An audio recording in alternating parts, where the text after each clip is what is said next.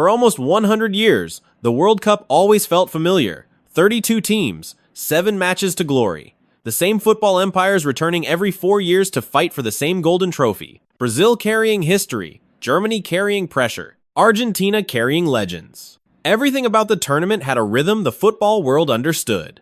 But in 2026, that rhythm disappears. This will be the biggest World Cup in history. 48 national teams, 104 matches, 3 host countries stretched across massive distances, extreme heat in the United States, thin air in Mexico City, new technology, new rules, more travel, more pressure, more chaos. And for the first time ever, a World Cup champion will have to survive 8 brutal matches just to lift the trophy. On paper, it sounds bigger, more spectacular, more global. But underneath all the excitement, something about this tournament feels dangerous. Because World Cup 2026 is no longer designed for comfort. It is designed to push players, managers, and entire nations to their absolute limits. And the scariest part is that even the strongest teams in the world might not be prepared for what this tournament is about to become. For decades, the World Cup followed a structure everybody understood.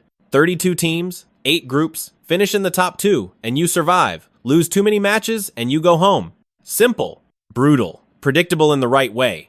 Managers built entire strategies around that pressure. Big nations knew exactly how much energy to spend. Smaller countries knew exactly how perfect they needed to be. But World Cup 2026 changes the psychology of the tournament completely. Now there will be 48 teams spread across 12 different groups. The top 2 still qualify automatically, but 8 of the best third-place teams also move on into a brand new round of 32. And that one change makes everything feel unstable. Suddenly, survival matters more than dominance. Teams no longer need to win beautifully. They just need to stay alive long enough. A country losing 2-0 inches its final group game may stop attacking completely because losing by 2 instead of 3 goals could decide whether they survive. One late yellow card, one stoppage time goal, one careless mistake in another stadium thousands of miles away could destroy an entire nation's World Cup. Goal difference is no longer just a statistic. It becomes a weapon. Panic spreads faster in this format too. A giant losing one early match suddenly feels pressure from every direction at once. Fans panic. Media explodes.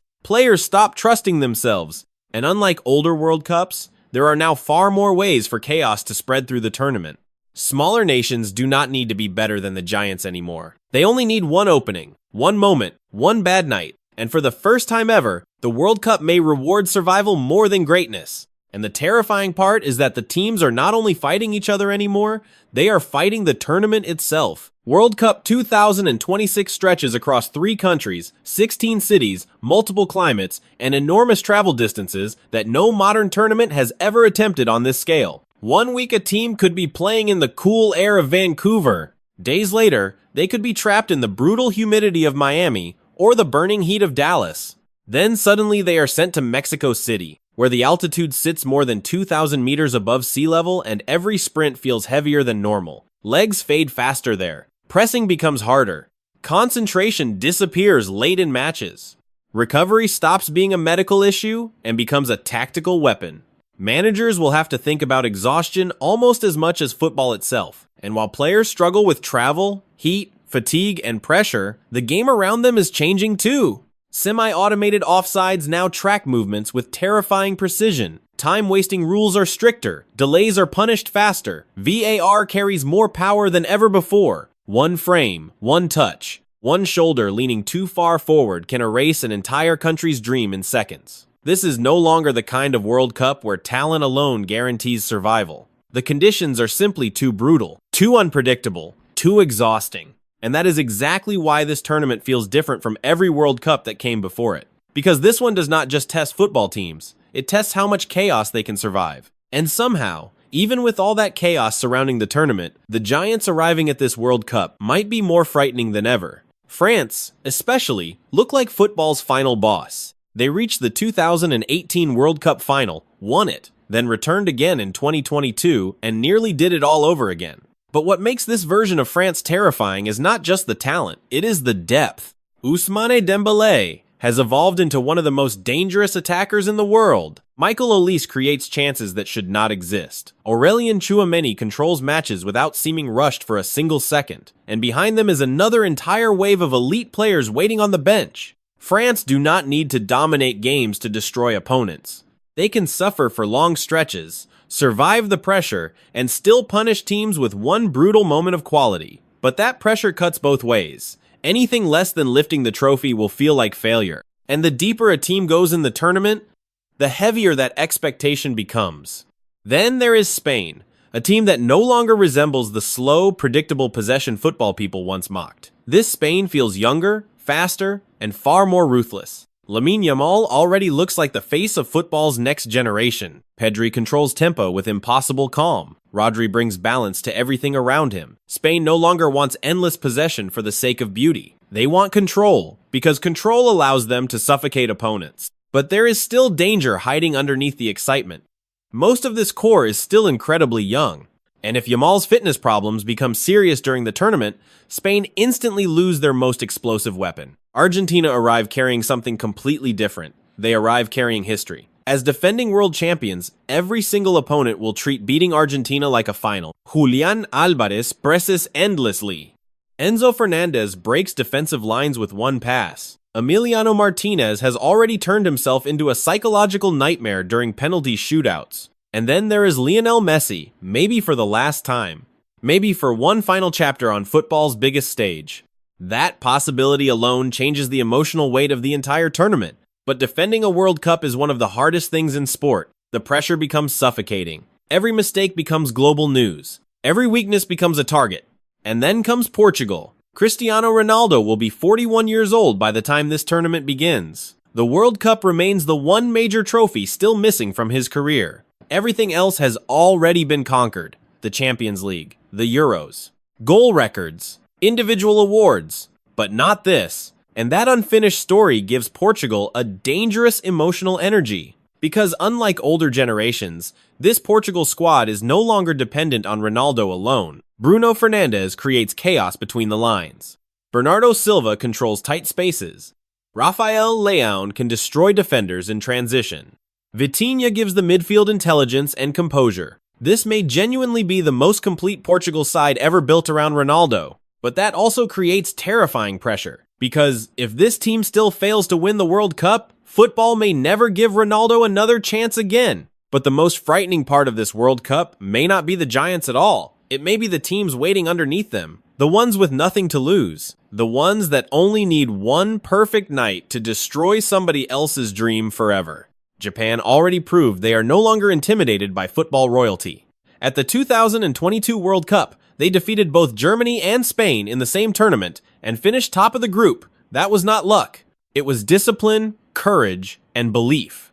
This team absorbs pressure without panicking, waits for one opening, then attacks with terrifying speed the moment the match changes. Takefusa Kubo creates chances out of tight spaces. Kaoru Mitoma isolates defenders one against one. Wataru Endo brings control and aggression in midfield. Japan do not play like underdogs anymore. They play like a country that expects giants to collapse eventually. Morocco are even more dangerous now because the surprise factor is gone.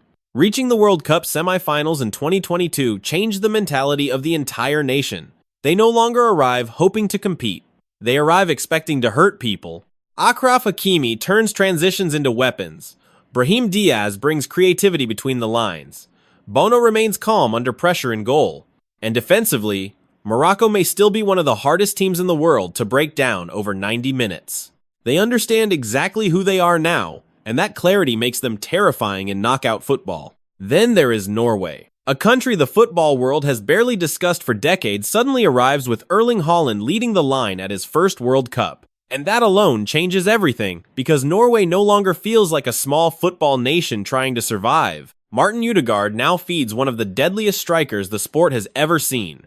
Antonio Nusa brings directness and fearlessness. This team does not need endless possession or beautiful football. They only need one clean chance, one transition, one mistake. And in a tournament this chaotic, that might be enough to eliminate anybody. And maybe that is what makes this World Cup feel so heavy emotionally. It is not just about countries anymore, it is about legacies. Entire football eras could begin or end during this tournament. Lionel Messi already completed football in Qatar. He lifted the trophy everyone said he needed.